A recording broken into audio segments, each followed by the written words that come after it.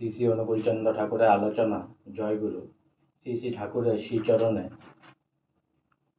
রাম কানালের কাজের কথা সব নিবেদন করে বলি। আমি 7 দিন ওখানে ছিলাম। তখন শ্রী শ্রী ঠাকুর সব কথা শুনে অন্নদা বিজয় হালদার দার কথা জিজ্ঞাসা করলেন। অন্নদা তখন রাম কানালির অনতিদূর রামনাথ রঘুনাথপুরে থাকতেন। তিনিও রোজ এসে কাজ দেখাশোনা করতেন।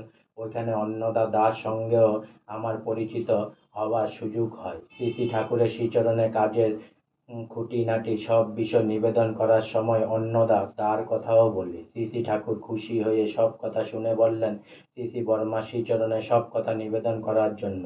পরমারাধ্যা শ্রী শ্রী বর্মা তখন থাকতেন পার্লারের পিছনের দিকে একটা ঘরে। এক দাদা আমায় শ্রী শ্রী বর্মার কাছে নিয়ে গেলেন। সে প্রথমবার আসার সুযোগ হলো তার কাছে কিছু নিবেদন করার।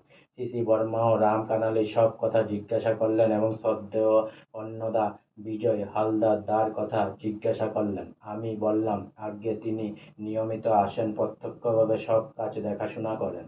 আজকে আমার শ্রী শ্রী অনুকূলচন্দ্র ঠাকুরের আলোচনা এখানেই সমাপ্ত হলো। তাই অনেক অনেক সাবস্ক্রাইব করুন, অনেক অনেক লাইক করুন, অনেক অনেক ভালো থাকুন, অনেক অনেক সুস্থ থাকুন, অনেক অনেক আনন্দে থাকুন, অনেক অনেক হেল্প করুন আর সঙ্গে বলুন জয় গুরু।